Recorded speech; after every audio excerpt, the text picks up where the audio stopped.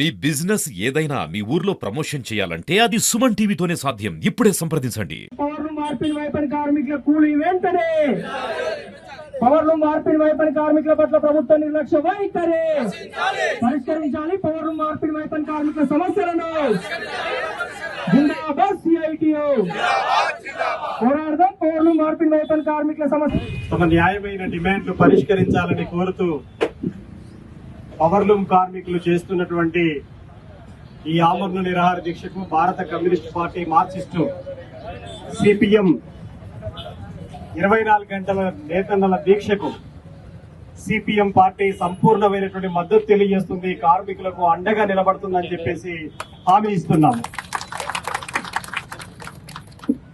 సుమారు 8,000 మంది కార్మికులు కలిగినటువంటి ఒక కార్మిక కళాక్షేత్రం సిరిసిల్ల. ఇప్పటికే 14 మంది నేతన్నలు ఆత్మహత్యల పాలైనటువంటి పరిస్థితి ఉంది. ఇంతకు ముందు ఈ సిరిసిల్ల అంటే నేతన్నలకు ఉరిసిల్లగా మారినటువంటి పరిస్థితి ఉండేది. కార్మికులు సిఐటియు నాయకత్వంలో సాధించుకున్నటువంటి కొన్ని పోరాటాల వల్ల కార్మికులకి ఎంతో కొంత మేలు జరిగినటువంటి మాట వాస్తవం. కానీ ఈ రోజు జరుగుతున్నటువంటిది ఏమిటి? ఈ రోజు బ్యానర్ మీద పెట్టిన వాటిలలో కొంతమ్మ కోరికలు లేవు. గతంలో పాలిస్టర్ చీరల విషయంలో జరిగినటువంటి ఒప్పందం ఏదైతే ఉందో ఆ ఒప్పందాన్ని సంపూర్ణంగా యథావిధిగా అమలు చేసేటువంటి పరిస్థితి లేదు. ఉన్న ఒప్పందాన్ని గత 3 ఏళ్లుగా అమలు చేయకపోగా 25 పైసల్ని 22 పైసలకు తగ్గించేటువంటి కుట్ర కూడా చేశారు. అంటే రోజువారీగా ధరలు పెరుగుతున్నాయి, కార్మికులు ఇంకా అదనంగా పెంచమని చెప్పేసి ఎక్కడ అడుగుతాడో అనేటువంటి ఉద్దేశంతో ఈ రోజు గత అగ్రిమెంట్ ను కూడా యథావిధిగా అమలు చేయకుండా కార్మికులకు ఆ అగ్రిమెంట్ నే ఉల్లంఘించినటువంటి పరిస్థితి ఉంది. ఈ 3 ఏళ్ల కాలం తర్వాత కొత్త అగ్రిమెంట్ చేయాల్సినటువంటి అవసరం ఉండే. ఎందుకంటే రోజువారీగా నిజ వేతనాలు రోజువారీగా ధరలు పెరుగుతున్నాయి. ధరలు పెరిగిన దానికి అనుసంధానంగా కార్మికుల వేతనాలు పెరగనప్పుడు ఆ కుటుంబాలు పోషించుకోవడం అనేటువంటిది చాలా గడ్డు పరిస్థితి ఎదురయ్యేటువంటి అవకాశం ఉంది. ఈ రోజు అనేక పోరాటాల ఫలితంగా ఈ రోజు ఆ ఒప్పందం జరిగింది. ఆ ఒప్పందం యథావిధిగా అమలు చేయాలి కదా, ఎందుకు చేయలేదు అనేటువంటిది నేను కోరుతా ఉన్నాను. ఈ రోజు జిల్లా నుంచి మంత్రులుగా ఉన్నటువంటి వాళ్ళు పొన్నం ప్రభాకర్ గారు, దుద్దిల్ల శ్రీధర్ బాబు గారిని నేను అడుగుతా ఉన్నాను, మీకేమన్నా చిత్తశుద్ధి ఉంటే కార్మికుల పట్ల ఏమైనా కనీస కనికరం ఉంటే తక్షణమే ముఖ్యమంత్రితో మాట్లాడండి. ఇమ్మీడియట్లీ కార్మికుల యొక్క 24 గంటల దీక్షను విరమించమని చెప్పేసి కోరుతున్నాను. ఎందుకంటే వారం రోజులుగా కార్మికులు ఇంత ఎండ, ఎన్ని డిగ్రీల ఉష్ణోగ్రతతో ఎండ కొడుతుందో చూడండి. ఈ ఎర్రటి ఎండలో టెంట్ వేసుకొని కార్మికులు ఇక్కడ ఉంటున్నారంటే ఏమిటి కారణం అని ఆలోచించమని చెప్పేసి నేను కోరుతున్నాను. అంతేకాదు ఈ రోజు ప్రభుత్వం మహిళా శక్తి కింద చీరల ఉత్పత్తికి ఆర్డర్లు ఇచ్చింది. దానికి సంబంధించినటువంటి వివరాల్ని ప్రభుత్వం ఏం చేసింది? ఈ రోజు బ్యానర్ మీద పెట్టినటువంటి డిమాండ్ కూడా మీరు చూడండి. ఇందులో ఏ ఒక్కటి కొంతమ్మ కోరిక లేనటువంటి పరిస్థితి ఉంది. మీరు ఆర్డర్లు ఇచ్చిన తర్వాత దానికి నిధులు కేటాయింపజేయాల్సిన అవసరం ఉంది.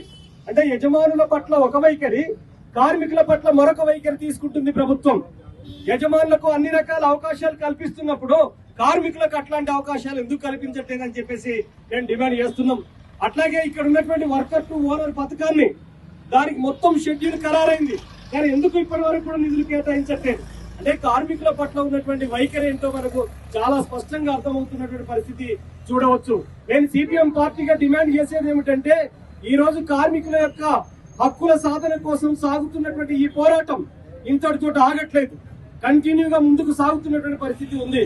ఒక మాటలో చెప్పాలంటే మహిళా శక్తి చీరలకు సంబంధించింది. గతంలో ఉన్నటువంటి బతుకమ్మ చీరల స్థానంలో ఈ రోజు మహిళా శక్తి కింద చీరల ఉత్పత్తికి ఆర్డర్లు ఇచ్చింది ప్రభుత్వం. అంతేకాదు కార్మికులకు రావాల్సిన సబ్సిడీని కూడా ఇప్పటి వరకు విడుదల చేయట్లేదు. సుమారు 6 కోట్ల నుంచి 7 కోట్ల రూపాయల దాకా సబ్సిడీ విడుదల కావాలి. ఆ సబ్సిడీ విడుదలైతే ఒక్కొక్క కార్మికునికి ఎంతో కొంత ఊరటనిచ్చేటువంటి అవకాశం ఉంది. ఈ రోజు వైపని కార్మికులు, వార్పిన్ కార్మికులు, పవర్లూమ్ కార్మికులు వాళ్ళ కుటుంబాలు ఎట్ట పోషించుకుంటారు? ఎందుకోసమని దీక్ష చేయాల్సిన దుస్థితి ఏర్పడతా ఉంది. ఇది ఈ రోజు ప్రభుత్వమే నెట్టేసి దీక్షలకు కార్మికులు నెట్టేసింది ప్రభుత్వమే అని చెప్పేసి నేను కోరుతా ఉన్నాను. ఈ జిల్లా నుంచి ఎంపీగా ఉన్నటువంటి, ఈ జిల్లాకు ప్రాతినిధ్యం వహిస్తూ ఎంపీగా ఉంటూ కేంద్ర మంత్రిగా కూడా ఉన్నాడు బండి సంజయ్ గారు.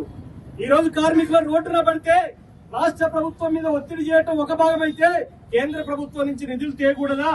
ఇక్కడ కార్మికుల బాధలు బండి సంజయ్ గారికి పట్టవా అని చెప్పేసి నేను అడుగుతున్నాను. ఎప్పుడు కార్మికులు టెంట్ కింద ఉండాలి, మీరందరూ మాత్రం ఏసీ రూముల్లో ఉండాలి. కార్మికుల కష్టాలు ఎప్పటికిట్టినే ఉండాలి. మీరు మాత్రం ఏసీ గదుల్లో పండాలి, ఏసీ కార్లలో తిరగాలి. మా బతుకులు మాత్రం ఇట్లే ఉండాలా? ఎప్పటికైనా చిత్తశుద్ధి ఉంటే స్పందించమని చెప్పేసి కోరుతా ఉన్నాను. బండి సంజయ్ గారికి మత కొట్లాటలు ఎట్టబెట్టడమో తెలుసు, విద్వేషాలు ఎట్ట నింపడమో తెలుసు, కానీ కార్మికుల కష్టాలు మాత్రం ఎందుకు తెలియట్లేదని చెప్పేసి నేను అడుగుతా ఉన్నాను. రోజువారీగా ధరలు పెరుగుతున్నప్పుడు కార్మికుల కనీస వేతనాలు మినిమం వేజెస్ ఇవ్వాలనే చిత్తశుద్ధి ఉండాలి కదా అని చెప్పేసి నేను అడుగుతా ఉన్నాను.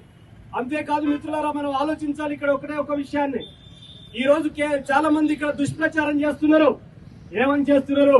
ఇప్పుడు ఇక్కడ టెంట్ వేస్తే కాంగ్రెస్ అధికారంలో ఉంటే టీఆర్ఎస్ వాళ్ళు టెంట్ వేయించారని చెప్పేసి దుష్ప్రచారం చేస్తున్నారు. ఇక్కడ ఉన్న ఏ కార్మికుడికి ఏ పార్టీతో సంబంధం లేదు. కార్మికులు తమ పొట్ట గడవటం ఎట్లా, తమ పిల్లల్ని పోషించుకోవడం ఎట్లా, తమ పిల్లల యొక్క చదువులు ఎట్లా, తమ పిల్లలకు భవిష్యత్తు ఎట్లా అనేటువంటి దాంతో ఇక్కడ పోరాటంలో దిగుతున్నారు. ఎవరి దయాదాక్షిణ్యాల కోసం టెంట్ వేయరు. ఓట్లు వచ్చినప్పుడు ఓట్ల సంగతి చూస్తున్నప్పుడు. కానీ ఈ రోజు కార్మికుల ముందున్నటువంటి కనీస కర్తవ్యం, ఈ రోజు ప్రభుత్వాలు ఇచ్చిన వాగ్దానాలు అమలు చేయాలనే ఉద్దేశంతో ఇక్కడ చేస్తున్నారు. మనం స్పష్టంగా అర్థం చేసుకోవచ్చు. ఆ రోజు టీఆర్ఎస్ అధికారంలో ఉన్నప్పుడు కూడా పవర్ లూమ్ కార్మికులు పోరాటంలో నిలబడ్డారు, సమ్మెలో ఉన్నారు, బంద్లో ఉన్నారు, రాస్తారోకోలో ఉన్నారు, కేసులలో ఉన్నారు, అరెస్టులలో ఉన్నారు, పోలీసు నిర్బంధంలో కూడా ఉన్నారు. టీఆర్ఎస్ అధికారంలో ఉన్న టెంట్ కింద ఉన్నది ఎర్ర జెండా సిఐటియు మాత్రమే అనేటువంటిది నేను చెప్పదలిచాను. ఈ రోజు కాంగ్రెస్ అధికారంలో ఉన్నా కానీ కార్మికులకు డిమాండ్లు, న్యాయమైన డిమాండ్ పరిష్కరించాలంటే టెంట్ వేసేది ఎర్ర జెండా సిఐటియు కార్మిక వర్గం తప్ప మరొకరు కాదు అనేది నేను చెప్పదలిచాను. అందుకనే మీరెవరో ఏమంటే వేయటానికి మనకి టైం పాస్ కున్నటువంటి వాళ్ళు కాదు. పొట్ట చేత పట్టుకొని అరవలు వచ్చాయని చెప్పేసి కుటుంబాలు పోషించుకున్నటువంటి బక్కజీవులు వీళ్ళందరూ, కార్మికులు వీళ్ళందరూ, నేతన్నలు వీళ్ళందరూ. వీళ్ళు ఎవరి దయాదాక్షిణ్యాల కోసమో, ఎవరికి వ్యతిరేకంగా ఇంకొకరికి తరపుందో నిలబడాల్సిన అవసరం లేదు. అందుకనే దుష్ప్రచారం అది సిఐటి జెండా, వాళ్ళు నడిపింది పోరాటం, ఆ పోరాటమే విజయం సాధించింది. ఆ వైపున మీరందరూ సమ్మెలో ఉండాలని భారత కమ్యూనిస్ట్ పార్టీ మార్క్సిస్టు ఈ సిరిసిల్ల జిల్లాలో మీ సమ్మె ఇట్టునే కొనసాగితే, ఈ సమ్మెకు మద్దతుగా అన్ని మండలాల్లో పవర్ లూమ్ కార్మికులకు మద్దతుగా ఈ రోజు రాష్ట్ర ప్రభుత్వ నిరంకుశ వైఖరికి వ్యతిరేకంగా భారీ రాస్తారోకోలకు పిలుపునిస్తాం. ఈ తర్వాత మీ మీటింగ్ తర్వాత పార్టీ జిల్లా మీటింగ్ కూడా జరుపుతాం. మీకు అండగా నిలబెట్టేందుకోసం ప్రయత్నం చేస్తాం. గతంలో కూడా మీ అందరికీ తెలుసు, సిఐటియు సిపిఎం పార్టీ నిర్వహించిన పాత్ర మీకు తెలుసు. మా పార్టీ కేంద్ర కమిటీ నాయకుడుకున్న కామ్రేడ్ చెరుపల్లి సీతారాములు చాలా సందర్భాల్లో ముఖ్యమంత్రి తోటి, మన జౌలి శాఖ మంత్రిగా ఉన్నటువంటి తుమ్మల నాగేశ్వరరావు తోటి పలు సందర్భాల్లో చర్చలు జరిపి మీకు అండగా నిలబడి ఇక్కడ కూడా కలెక్టరేట్ లో చర్చలకు వచ్చి ఎంత నిక్కచ్చిగా రాజీ లేకుండా ఈ కార్మికుల తరఫున ఎర్ర జెండా సిపిఎం పార్టీ నిలబడ్డదో మీ అందరికీ తెలుసు. సిపిఎం యొక్క వైఖరి ఏంటో మీ అందరికీ తెలుసో తెలియక మీ కన్న తల్లి ఎర్ర జెండా, తెలుసో తెలియక ఈ జెండాను వదిలిపెట్టి అక్కడక్కడ వేరు జెండాల్లో మీరు ఉండొచ్చు. కానీ ఎప్పటికీ ఎర్ర జెండా మిమ్మల్ని వదులుకోదు. మీరు మమ్మల్ని వదులుకోవడానికి ప్రయత్నం చేసినా మిమ్మల్ని మాత్రం మా బిడ్డలుగా, ఈ ఎర్ర జెండా బిడ్డలుగా, కార్మిక వర్గ బిడ్డలుగా హక్కున చేర్చుకుంటది ఎర్ర జెండా అనేటువంటిది నేను మీ దృష్టికి తీసుకురావాల్సాను. ఎందుకంటే మేము పెట్టుబడిదారులకు వ్యతిరేకం, భూస్వాములకు వ్యతిరేకం, దోపిడీ దొంగలకు వ్యతిరేకం, రౌడీ షీటర్లకు వ్యతిరేకం. కానీ కార్మిక వర్గం, మాకు పార్టీ కమ్యూనిస్ట్ అగ్రనేత చెప్తాడు, కార్మికులకు తెలుసో తెలియకో మనకు దూరం అయినంత మాత్రాన్ని మనం దూరం చేసుకోకూడదు. మనం కన్న తల్లి లాంటిది ఎర్ర జెండా. ఈ ఎర్ర జెండా అంటేనే కార్మికుల జెండా, కార్మికుల రక్తంతో తడిసినటువంటి జెండా ఈ ఎర్ర జెండా. ఈ కార్మికుల రక్తంతో చాలా జెండాలు పుడతాయి, పోతాయి, నశించిపోతాయి. కొన్ని రాష్ట్రంలో మీరు గుర్తుపెట్టుకోండి, తెలుగుదేశం పార్టీ రాష్ట్రాన్ని ఏరింది ఉమ్మడి ఆంధ్రప్రదేశ్. మీకు ఎక్కడైనా తెలుగుదేశం జెండా కనపడుతుందా? మగలో పుట్టి పువ్వులో పోయే జెండాలు చాలా ఉంటాయి.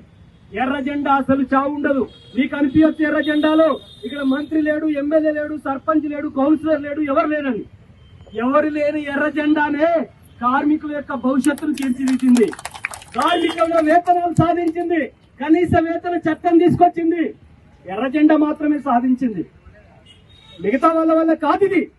అందుకని నేను మీకు చెప్పదలుచుకుంది ఒకటి, ఐక్యంగా ఉండండి, పోరాడండి, మీకు అండగా సిపిఎం నిలబడుతుందని చెప్పేసి మరొకసారి తెలియజేస్తూ ఈ సమ్మెను 24 గంటల దీక్షను సంపూర్ణంగా జయప్రదంగా నిర్వహించాలని చెప్పి తెలియజేస్తూ సిపిఎం పార్టీ తరఫున మరొకసారి లాల్ సలాం తెలియజేస్తూ ముగిస్తున్నాను.